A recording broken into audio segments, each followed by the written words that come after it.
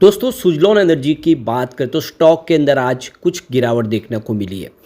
अब इस गिरावट के पीछे रीज़न है बाजार में ज़बरदस्त गिरावट। पिछले सोमवार से चली आ रही तेज़ी पे फाइनली ब्रेक लगा और आज ज़बरदस्त बिकवाली शुरू हुई, प्रॉफिट बुकिंग हुई। अब इसके बीच में कुछ बड़ी अपडेट निकल के आ रही है जिनको एक एक करके डिस्कस करेंगे। यहाँ पे इस समय सुजलॉन एनर्जी अपने बिजनेस को लेकर बहुत सारे प्लान बना रहे। कंपनी अपनी इंस्टॉल कैपेसिटी के मामले में इंडिया में ऑलरेडी सबसे ऊपर है, नंबर 1 पे है, लेकिन आने वाले समय तेज़ी से अपनी और कैपेसिटी बढ़ाएंगे। और ब्रोकरेज हाउस बहुत ज़्यादा बुलिश है सुजलॉन को लेकर। और जब लेकिन दूसरी तरफ बाजार में गिरावट का माहौल बन गया, ऐसे में क्या करना चाहिए, क्या है आगे की संभावना, उसको समझने की कोशिश करेंगे इस वीडियो के माध्यम से। लेकिन फ्रेंड्स उससे पहले अगर आप पहली बार हमारे चैनल पे आए तो चैनल को सब्सक्राइब कर दीजिए, एक बेल आइकॉन दबा दीजिए ताकि जब भी नया वीडियो बने पहला नोटिफिकेशन आपको मिले। वीडियो पसंद आए तो लाइक से ज़रूर कीजिए।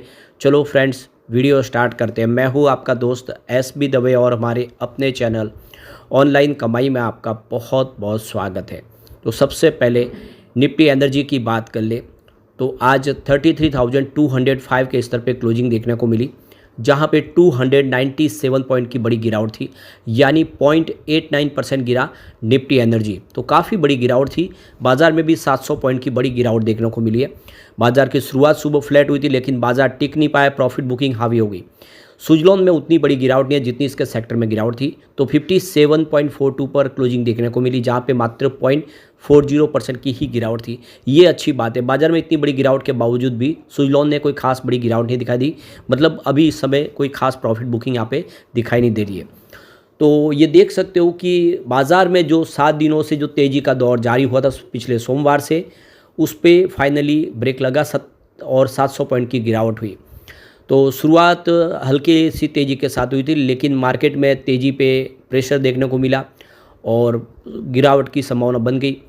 तो ये देख सकते हो कि 2 अप्रैल को अमेरिकी राष्ट्रपति के द्वारा टैरिफ लगाने की जो संभावना है उसके पहले ये गिरावट का माहौल बना है। तो अमेरिकी राष्ट्रपति डोनाल्ड ट्रंप की प्रशासन की ओर से 2 अप्रैल से लागू होने वाले टैरिफ को लेकर निवेशकों ने सतर्कता दिखाई है और वे इस मामले पर स्पष्टीकरण का इंतजार कर रहे हैं, जिसकी वजह से ग्लोबल मार्केट में अनिश्चितता को बल मिला है। ट्रेड सेशन में किसी भी प्रकार की बढ़ोतरी से इंडियन एक्सपोर्ट पर असर पड़ सकता है। खास तौर पर अमेरिकी मार्केट से संबंध रखने वाली IT फार्मा सेक्टर को असर ज़्यादा देखने को मिल सकता है। वही निफ्टी और सेंसेक्स ने पिछले 7 दिनों के दौरान लगभग 5.7% की बढ़ोतरी हासिल की, जिसके बाद निवेशकों की ओर से प्रॉफिट बुकिंग शुरू हो गई, जो बाजार में गिरावट आने का मुख्य कारण बना। इसके अलावा कम समय में वैल्यूएशन बढ़ने की वजह से भी निवेशक सतर्क हुए और हैवीवेट स्टॉक में भी बिकवाली शुरू हो गई। तो भरोसा नहीं बन पाता है। अभी देखें तो सिर्फ 4-5 ट्रेडिंग सेशन में ही सेंसेक्स में भी 5,500 पॉइंट की भारी भरकम तेज़ी बन गई और इतनी बड़ी तेज़ी हजम नहीं होती और फिर इसी वजह से एक तुरंत ही गिरावट का माहौल बना।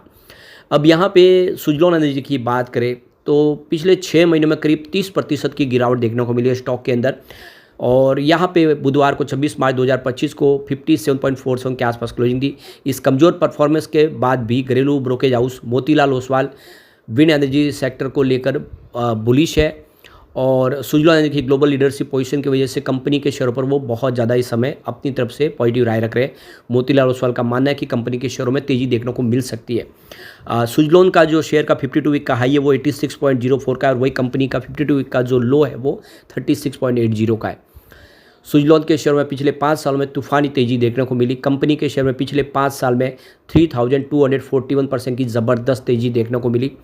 विंड एनर्जी बिजनेस से जुड़ी कंपनी सुजलॉन एनर्जी के 27 मार्च 2020 को 1.72 पर प्राइस थी, यानी ₹2 से भी कम। कंपनी के शेयर 26 मार्च 2025 को 57.47 के आसपास क्लोज हुए।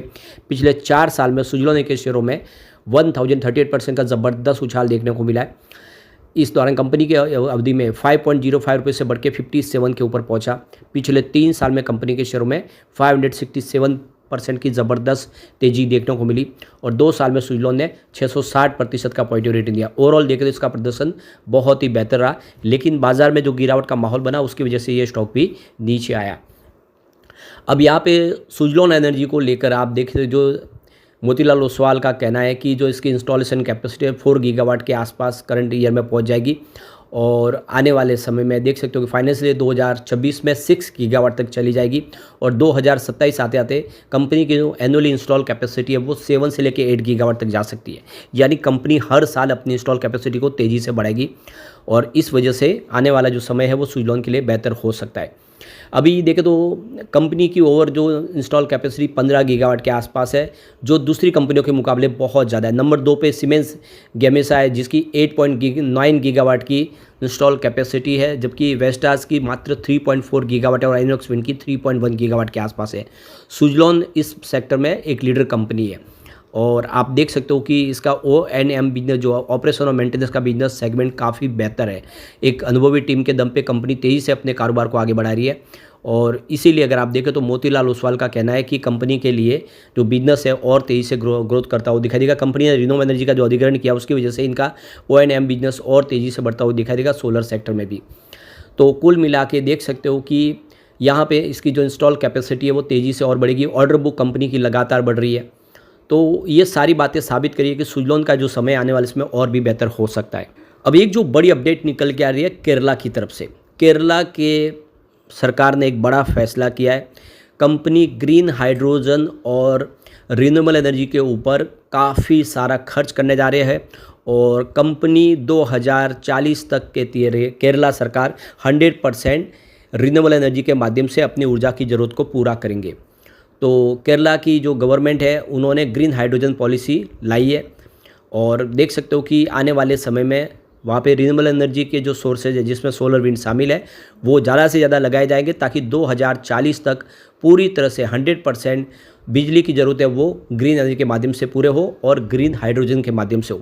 अब आपको ये पता ही होगा कि ग्रीन हाइड्रोजन नए ज़माने का फ्यूल है जो सोलर और विंड एनर्जी को पानी में से गुजारने से प्राप्त होता है और वो जो पेट्रोल और डीजल की जगह ले सकता है। जितने भी इंडस्ट्रीज है वो ग्रीन हाइड्रोजन के माध्यम से अपनी ऊर्जा की ज़रूरत को पूरा कर सकते हैं। तो केरला का विजन बहुत बड़ा है और 2050 तक नेट कार्बन पे जाने की तैयारी कर ली है केरला सरकार ने। जबकि पूरे इंडिया की बात करें तो इंडिया के हिसाब से जो ये पॉलिसी लाई गई है उसमें केरला सरकार तेज़ी से अपने कारोबार को आगे बढ़ाएगी और इससे इस सेक्टर से संबंधित कंपनियों को बहुत सारा मौका मिलेगा और स्पेशली सुजलॉन एनर्जी जो अलग अलग स्टेट के अंदर अपने कारोबार को फैलाना चाहते हैं उनके लिए केरला गवर्नमेंट की तरफ से जो पॉलिसी लाई गई है उसका फ़ायदा मिल सकता है और ऐसे में सुजलॉन आने वाले समय वहाँ पे तेज़ी से अपने कारोबार को आगे बढ़ा सकते हैं। एक और जो बड़ी अपडेट निकल के आ रही है, रिन्यूएबल एनर्जी में एक बहुत बड़ा जंप देखने को मिला है 2023 के मुकाबले 2024 में। आप देख सकते हो कि चाइना की वजह से जो वर्ल्ड की जो रिन्यूएबल एनर्जी है उसमें आप देखें तो 585 बिलियन वाट की new renewable energy electricity add हुई है जिसमें 15.1% की जंप देखने को मिल रही है। तो ये जो टोटल अगर आप देखें तो 46% जो वर्ल्ड इलेक्ट्रिसिटी सोलर विंड और दूसरे ग्रीन एनर्जी के सोर्सेज के माध्यम से प्राप्त हो रही है और इसमें सबसे बड़ा योगदान चाइना का ही है। सोलर विंड के माध्यम से ज़्यादा एनर्जी का इस्तेमाल हो रहा है। अब आप देख सकते हो कि ये जो बुधवार को रिपोर्ट जारी की गई इंटरनेशनल रिन्यूएबल एनर्जी एजेंसी की तरफ से उसमें कहा गया है कि चाइना ने काफ़ी तेज़ी से अपनी रिन्यूएबल एनर्जी कैपेसिटी को बढ़ा दिया है और विश्व के दूसरे देशों के मुकाबले इसका प्रदर्शन और बेहतर रहा है। तो कुल मिला के देख सकते हो कि हमारा पड़ोसी देश चाइना तेज़ी से रिन्यूएबल एनर्जी को अपना रहा है जिससे क्लीन एनर्जी मिल पा रही है और इसमें जो यूरोप कंट्रीज और यूएस बहुत पीछे रह गए। यहाँ तक कि डोनाल्ड ट्रंप ने तो कह दिया कि वो क्लीन एनर्जी के सारे प्रोजेक्ट बंद कर देंगे और वो रिन्यूएबल एनर्जी को बिल्कुल प्रमोट नहीं करेंगे। सरकार की तरफ से कोई भी सहायता नहीं दी जाएगी। तो आने वाला जो समय है देख सकते हो कि जो यूएस में काम करने वाली कंपनियां उनके लिए प्रॉब्लम क्रिएट हो सकती है, स्पेशली जिसमें आप देख सकते हो वारी एनर्जी जैसी कंपनियों को प्रॉब्लम आ सकती है। तो देखना होगा क्या होगा, लेकिन सुजलॉन इंडिया के बाजार में अपना कारोबार तेज़ी से बढ़ा रही है, इसलिए सुजलॉन का समय आने वाले समय बेहतर हो सकता है। लेकिन फ्रेंड्स, कोई भी इन्वेस्टमेंट करने से पहले अपने फाइनेंशियल एडवाइजर से एडवाइस ले ले या अपना खुद का रिसर्च करें, क्योंकि मैंने वीडियो आपके एजुकेशनल पर्पज़ के लिए ही बनाए। वीडियो पसंद आए तो लाइक से जरूर कीजिए और चैनल को सब्सक्राइब कर दीजिए। Thank you friends.